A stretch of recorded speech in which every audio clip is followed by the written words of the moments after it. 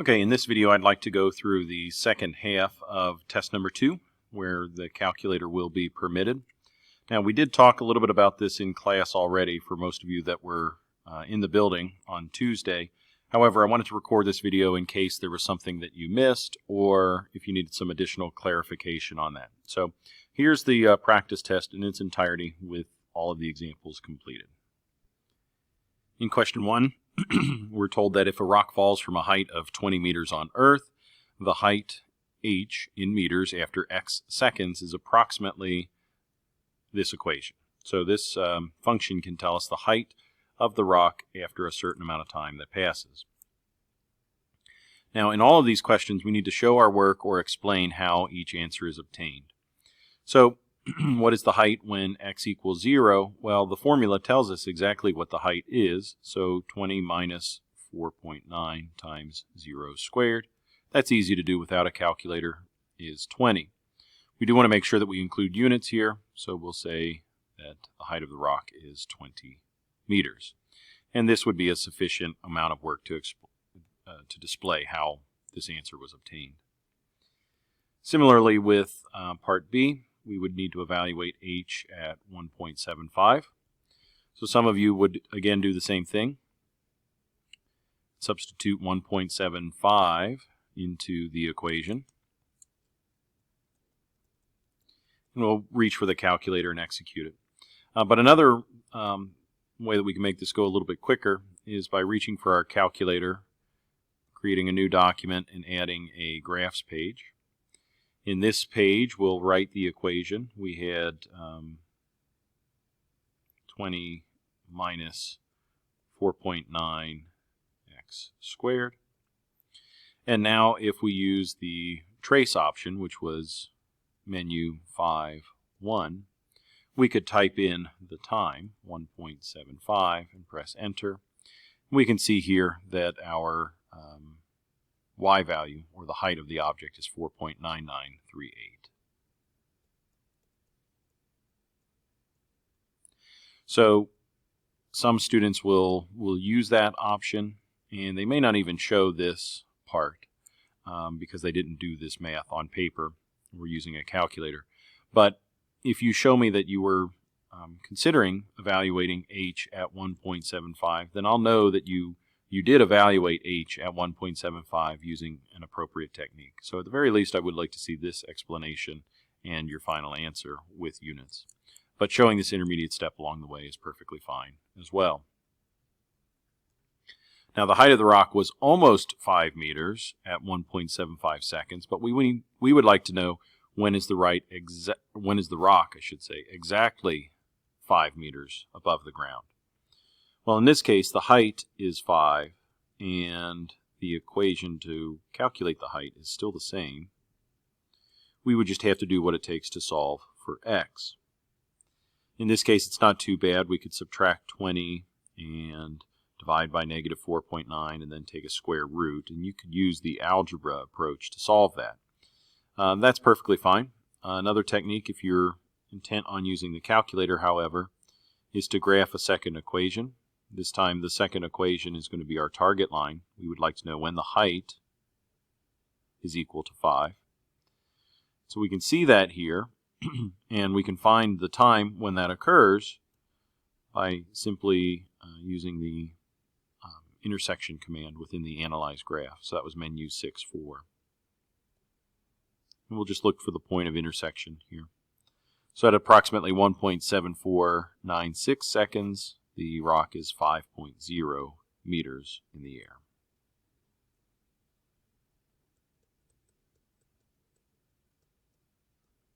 So again, this algebra would have been done and ultimately led us to believe that the answer is 1.7496.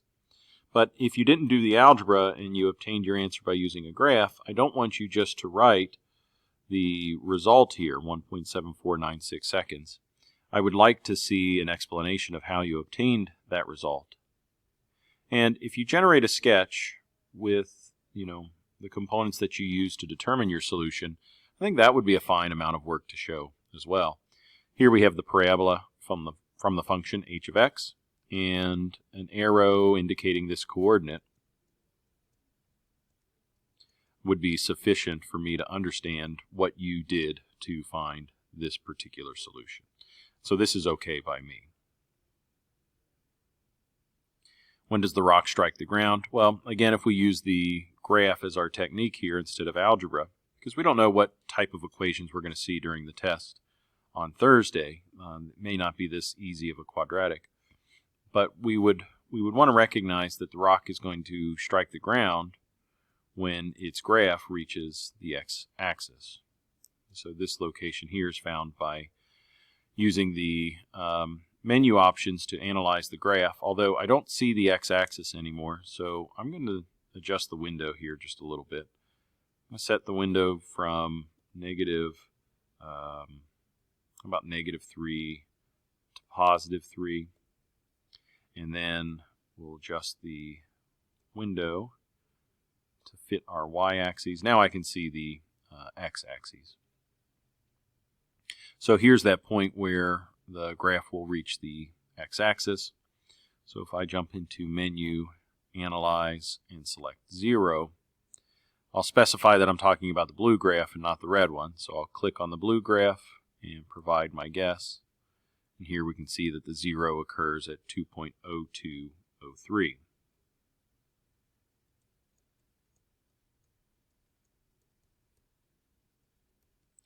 And so as far as interpreting this answer goes, when does the rock strike the ground? When x is equal to 2.0203 seconds. That's a good answer with the unit, and then this diagram is a good way to show our work, and I'm happy with that.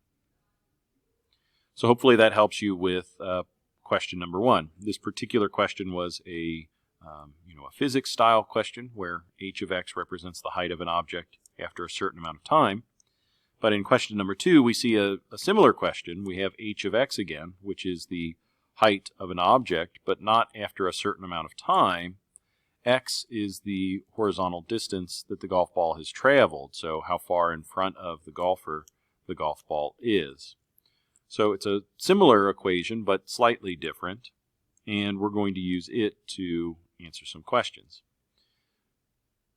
So the first thing we'll need to do is evaluate h at 300. Now I'm going to pause the video here and set up a new calculator page with this function built in. Okay, I fit the equation now into the graph, and I'm going to resize this just a little bit. And what I've written in the calculator, or what I've typed into the calculator now, matches exactly what we had written on paper. So I feel confident with this when I press enter that this graph does represent the path of the golf ball. Now I can't see the entire path, and I do want to adjust my x-axis. And I know that I'm dealing with x values that are at least 300. So I don't know where that is in the graph or what it looks like, but I know my x-axis has to go from 0 to at least 300. I'm just going to make a guess here and assume that an x value of, say, 400 or 450 would be sufficient. So if I jump into the menu and choose the window or zoom options, I can specify for the window, I'm going to go from -45 up to +450. And that might give me a pretty good look at the graph. And then I'll choose to jump into the window again and zoom to fit.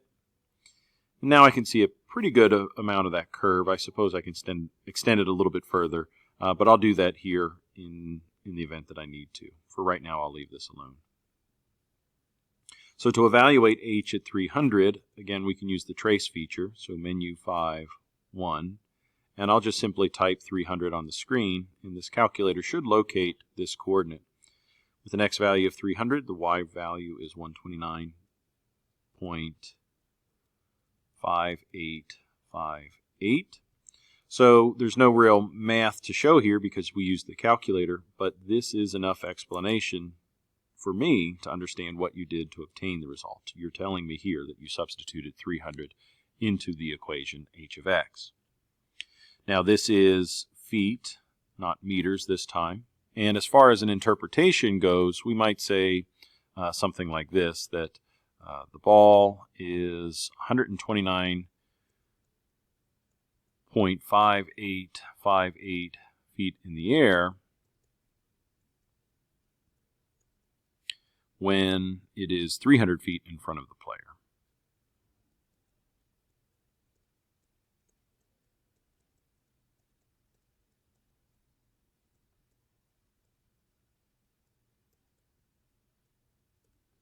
So again, the x values here represented a horizontal distance, a measurement side to side, and y, the calculated result, ended up being the vertical height. So this golf ball, as it was moving forward, was reaching a larger height, and then eventually will come back down.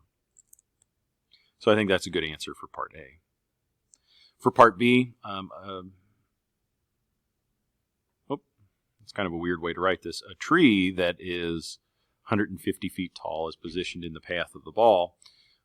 Will the ball fly over the tree at a peak of its flight? Well, a couple different ways to answer that. We could find the peak of this trajectory by using the maximum function. So we'll analyze the graph and look for the maximum. Evidently, the maximum height is 132 when the ball is 264 feet in front of the player. So since the max height is only 132, I don't think that the ball will clear the tree no matter where it's placed. So I would say this is a pretty good explanation. No, since the max height of the ball is 132.0313 feet, the ball cannot clear a tree that is 150 feet tall. Now there is another option that you can prove this as well, and it's similar to what we did in question number 1.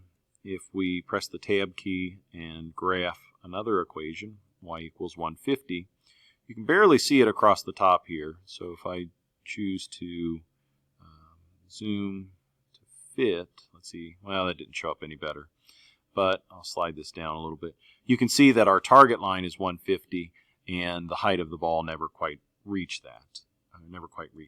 So you can also do a quick sketch and say that this is y equals 150.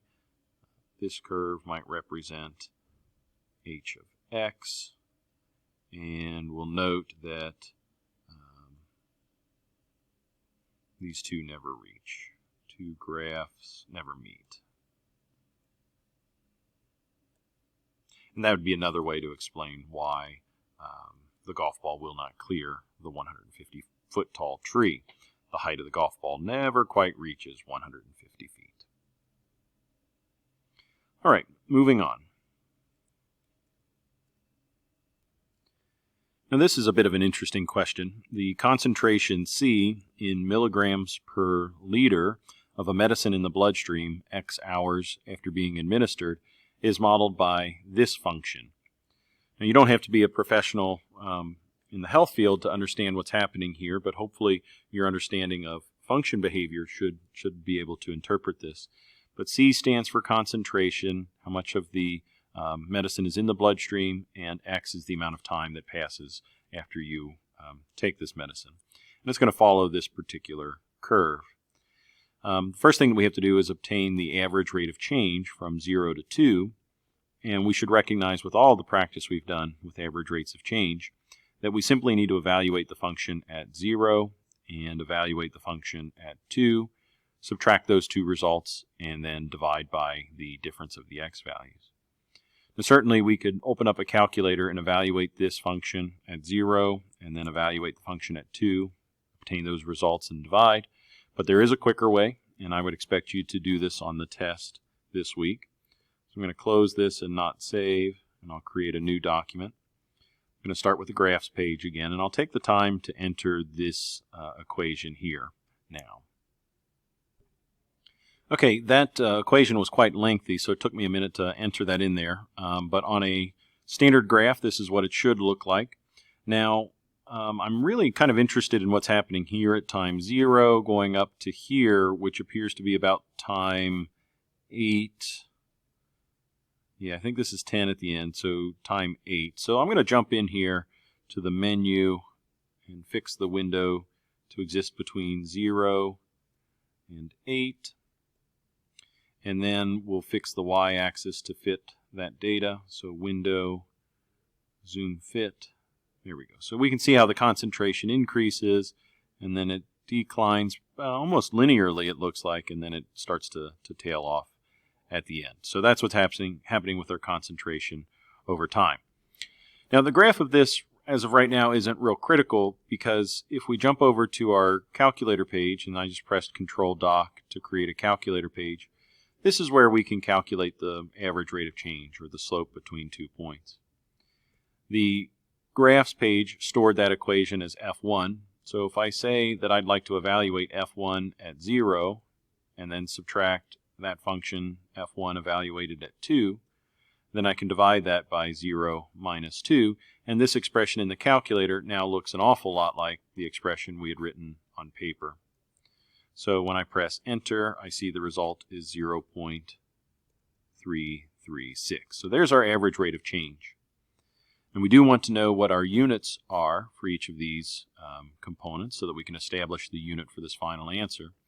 And we'll just remind ourselves here that the C calculations were results in milligrams per liter. That's the concentration number. And the X values were measurements in time of hours. So as far as a final answer goes, I think I'd be happy with 0.336 milligrams per liter per hour. And again, as a health student, you might be well aware of what this means, but as a strict math student, this may not mean a whole lot to you. But the fact remains that interpreting the behavior of the function and understanding the characteristics of the function in the word problem, you should still be able to obtain this result with units without any trouble at all. Now for part B, we would do the same thing. We're going to find the average rate of change between 2 and 4. So actually I'm going to write it this way, and you'll see why in just a second. C4 minus C2 over 4 minus 2. The order that we use x1 and y1 and x2 and y2 doesn't really matter as long as they remain consistent from top to bottom. I'm going to write it this way so that the 2's stay in place. And now when I go to the calculator, when I press the up arrow to highlight this expression, I can tap enter to bring it down.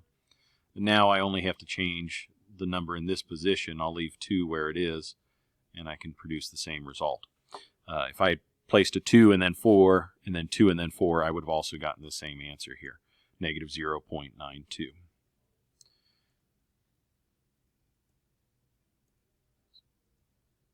0.092. And again, the unit of measure here is milligrams per liter per hour. Now, in terms of our discussion from college algebra this week, we'll note that with the positive slope, this function was increasing, or the concentration was increasing. And then finally over here with the negative slope, the concentration was decreasing. So somewhere along the way, we've reached a peak concentration of this medicine that's in the bloodstream. At what time is the medicine no longer detected in the bloodstream? Well, we can find that fairly quickly by looking at the graph and finding when that graph reaches 0. So we'll do that with the Analyze Graph option. We'll choose not intersection this time, but 0. And we're making a guess as to where that'll occur. And it looks like at 7.2295 hours. So when x is equal to 7.2295 hours, that's when the concentration is 0. And to explain this answer, we might show a quick sketch here that looks something like this, and indicating that this is the coordinate that we were looking at. That's enough evidence for me to know what you were looking at to consider the solution to this particular question. Now for number 4, the final question on this portion of the test. We have a rectangle that's fit inside of this semicircle, and our objective is to express the area of the rectangle based on it being confined to this particular space. So a lot of times we talk about this in terms of objectives and constraints. Well, the objective in this case is to find the area of the rectangle, which normally would just simply be length times width. But our constraints are that this rectangle has to fit inside of this semicircle, and that semicircle is defined by this equation. So what I like to do is I like to think of this rectangle in terms of length and width again. But I ask myself, how do I obtain length based on the x and y coordinates? Well, the x coordinate tells us essentially how wide the graph is from the center line to the edge here, or from the origin to the edge of this rectangle. So the total length of this rectangle, if I include both sides, or the length to the left and right, well, that's 2 times x. And the width, or height of this rectangle, is equal to the y coordinate, this position here. And we're also being told right off the bat that y is also the same as the square root of 4 minus x squared. So if my goal is to rewrite this objective equation by changing L and W to something in terms of y, well, I can do that relatively easily. The length was 2x, and the width of this rectangle is 4 minus x squared. Now we have an area function that's built on only x values. If I supply the x, this formula will produce the area. There's no need to calculate the length and the width based on the x position or x value within the graph. I think that's pretty good. Similarly, we can express the perimeter in the same way. Perimeter is technically 2L plus 2W, and we just said that L is really just 2x. We said that W was the square root of 4 minus x squared. And if we simplify this, we can distribute the 2 into this group, no problem, to make 4x. But we cannot distribute the 2 inside of this group because of that square root symbol. That prevents us from being able to distribute this all the way in. So we would simply report this as 2 times the square root of 4 minus x squared. And there is our perimeter based on x. If you supply the x value or the x position, then this formula will produce the perimeter of the rectangle. There's no need to determine the length and the width. Well, now that we have both the area and the perimeter based on x, we can now answer part B and D, and we'll do so with graphs. So this blue equation represents the area equation, and the red equation represents the perimeter. Now, I can't see the top of that, so I'll let the calculator fit some data for me here. So we're going to jump into the window, and I'm going to set my window to -2 to +2. No x values beyond -2 and +2 are possible based on the semicircle that we just saw. And let's see here, I'll let the graph fit the data, and there's that curve. If I move this label out of the way, let's see if it'll let me do that. Press the escape key and I'll see if I can grab that. There we go. So it does appear to be, there does appear to be a peak of this blue graph and the red graph at some specified x location. Let's let the calculator find that for us. So we're going to analyze the graph and look for a maximum. We have to specify that we are talking about the blue graph here first. So that maximum occurs at an x value of 1.412. And we'll go through the same thing again with the red graph. We'll find the maximum by clicking on the red graph and making our guess. And it appears that the maximum of the red graph, or the perimeter, occurs at 1.7889. And these are 2 good answers. I would like to know how that was obtained. And in this class, being college algebra, I'm certain that most of you found these by sketching a picture of the graph or using the calculator's graph to find the location. I would like to know what graph you were looking at, or what was the shape of the graph that you were observing. The perimeter graph looked something like this one on the right, whereas the area graph looked like this one. They are slightly different. For those of you that are watching this and have some experience with calculus, you would probably recognize that the derivative of each of these functions is 0 at these maximum points. So if you can find the position where your first derivative is equal to 0, while your second derivative is negative, where we have this concave down behavior, then at that location we have ourselves a maximum. And you can show me that work if you choose to go that way with it. All right, well, that about does it for the calculator permitted portion of the test. For those of you that were in class, I did talk about this particular modification to question 3, meant to help you with Math Excel number 6B. So I'll let you ask more about that next time we see each other so that I don't add to this video. But if there are any other questions with regards to what I've done in the video, please be prepared to ask for help and clarification when we see each other next. Or, of course, you can send me an email and we can correlate back and forth that way. Thanks for watching.